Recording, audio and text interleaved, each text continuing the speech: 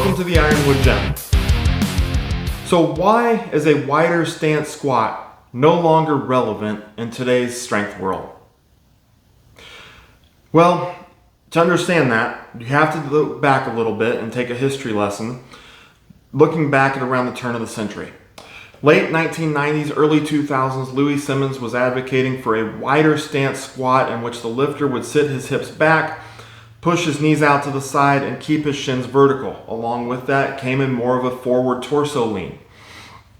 That style of squat, according to Louis, would bring the hamstrings and glutes into play a much greater degree and target the low back as well.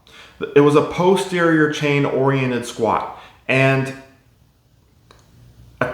again, according to Louis, that style of squat was superior into producing maximum results. A squat that was a hip-oriented squat, posterior chain, and utilized the hamstrings to a significant degree. A lot of people at that time started following those methods of training. They started utilizing different techniques, a wider stance, sitting their hips back, and abandoning the narrow stance quad-based squat. However, there are certain individuals that started claiming that style of squat didn't work. And they said that it only worked for geared lifters, equipped lifters, those who were putting on squat suits and briefs and knee wraps, and for anyone else, it wasn't going to work. So right away, you had people starting to abandon that style of squat and going back to the narrow stance, letting the knees travel forward and sitting more down than back. Over time, West Side continued to push their stance out wider and wider to the point that it really didn't even look like a squat anymore. Okay, still fell within the rules of competition. However, getting depth became very difficult. That super ultra wide style of squat really became specific to West Side and a lot of gear. However, what's interesting in that is that sumo deadlifts in that same time period have gotten wider and wider and wider, and that has been perfectly acceptable for raw lifting. So where's the difference? Now you can just say that the difference is in the deadlift they don't have to squat down as deep, they don't have to break parallel with their hips, so they don't need the support in the bottom, and when you go with that wide stance you don't have the same support unless you're wearing gear. Probably not true, but an interesting way of saying it. What's happened over time as those advocates started bashing Louis and bashing that wide stance squat and bashing West Side and advocating for a narrower stance squat is that people started turning their attention to a narrower squat. They would try out the wide stance, say they couldn't do as much, say they didn't feel as strong, and go back to the narrower stance. Some people wouldn't even try the wider stance. Now, in those cases, how do you make a claim that the wider stance didn't work when you didn't put in the time to developing that wide stance?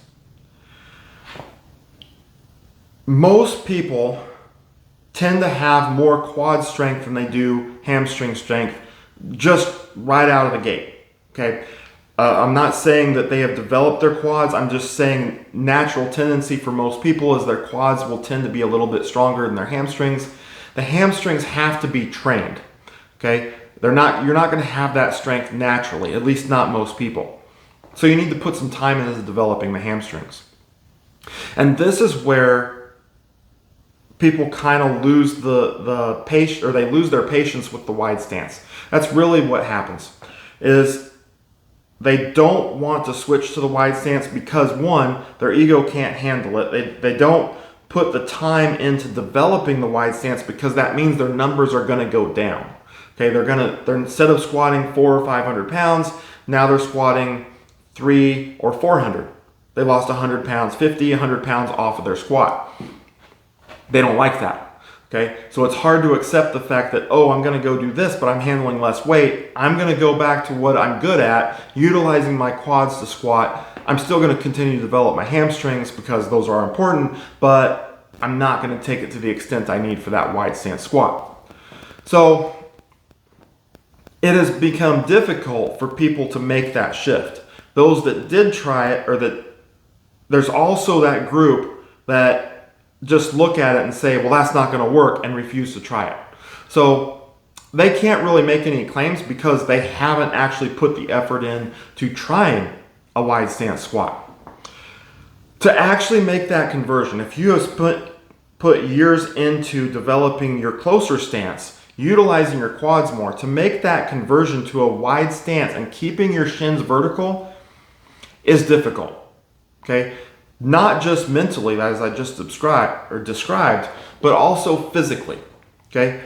It takes a lot of work to develop your hamstrings, to develop your glutes, to develop your hips in a way that will make that wide stance effective. If you're willing to put that time in, and you can handle taking lower numbers for a while, but you put your time into the wide stance, you make a commitment to bringing that squat up. It may take a couple years to get it done, but in the end, your knees are going to be healthier, your back may be healthier, and you're going to have a bigger squat number to go along with it. But you have to put in the time.